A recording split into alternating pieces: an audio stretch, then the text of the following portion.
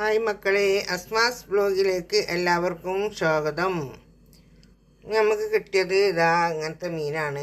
ചെമ്പാനയിലാന്നോ കണയനെന്ന് എന്തോന്ന് പറയുന്നു.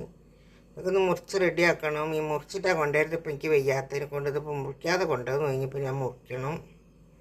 ഇത് പുളിയാണ് കേട്ടോ. പുളി വെള്ളത്തിലിട്ടാണ്. ഇനി ഇതൊന്ന് പീഞ്ഞൊക്കെ റെഡിയാക്കിയിട്ട് ശരിയാക്കി എടുക്കട്ടെ. ഇതിട്ട് അതിൽ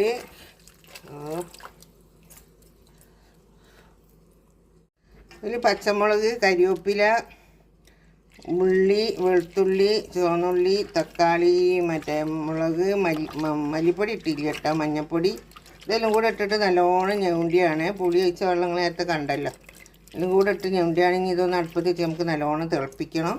എന്നതിൻ്റെ ശേഷം നമുക്ക് മീനിട്ട് കൊടുക്കാം. അതിട്ട മക്കളെ നല്ലോണം തിളച്ച് ഇതായി വെന്തിട്ടുണ്ട്. ഇതിലേക്ക് ഒരു ലേശം വറുത്ത് പൊടിച്ച ഉലുവപ്പൊടി ഇട്ട് കൊടുത്തിട്ടുണ്ട് കേട്ടോ.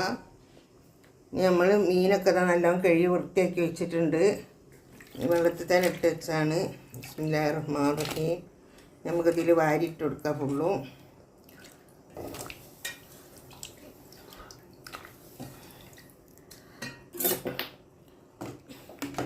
നല്ലോണം ഒന്നും കൂടെ പറിച്ച് നല്ലോണം വേവട്ടെ. ഇപ്പം പുളി വെള്ളമൊക്കെ കറക്റ്റാണ്. അങ്ങനെ ഇതാ അടിപൊളിയായിട്ടൊക്കെ വെന്ത് നാമിൽ വെച്ചോക്കി ഒക്കെ കറക്റ്റാണ് കേട്ടോ. പിന്നെ നല്ല ടേസ്റ്റ് ഉണ്ട്. ഈ രസമൊക്കെ ഇതാ കരിവേപ്പിലും കൂടെ നമുക്ക് ഇതിലിട്ട് കൊടുക്കുക. ഞാൻ ആദ്യം വെക്കുമ്പോൾ കുറച്ച് കരിവേപ്പില ഇട്ടിരിക്കുന്നു. കരിവേപ്പിലയ്ക്ക് ഭയങ്കര ഇഷ്ടമാണ്. നമ്മളിവിടെ പൊതുവേ കരിവേപ്പിലുള്ളതിനും കൂടെ കുറച്ച് ചീരി ജാസ്തി ഇടും ഞാൻ. കരിവേപ്പില എല്ലാത്തിനും നല്ലതാണ്. കണ്ണിനും എന്തൊക്കെയോ ഉണ്ട് കരിവേപ്പിൻ്റെ ഇലയിൽ ശരീരത്തിനൊക്കെ കിട്ടാൻ.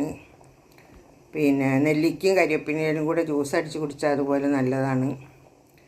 എന്നാൽ ആയിക്കോട്ടെ, ഇതിങ്ങനെ ഇനി നമുക്ക് വേറെ പണിയുണ്ട്. ഇതാ നമ്മൾ ഭക്ഷണം കഴിക്കുകയാണ്. കഴിച്ച് തീരാനായി മക്കൾ. എപ്പോഴാണ് ഓർമ്മ ഉണ്ടാകുക? എന്നും അതൊരു തൊഴിലാണ്. തിന്നുമ്പോൾ പിടിക്കാനായിരിക്കും മറന്നു പോകും. ഭാഗത്തൊക്കെ തിന്നണുള്ളൂ കേട്ടോ. ഞാൻ പിന്നെ വേഗം ഭാര്യം വേണം.